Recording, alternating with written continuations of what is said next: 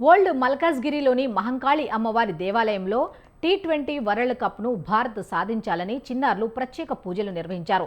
T20 world cup మ్యాచ్లో India ఘన విజయం సాధించాలని ఆలయ ప్రధాన అర్చకులు చిన్నారులతో కలిసి ప్రత్యేక పూజల్లో పాల్గొన్నారు.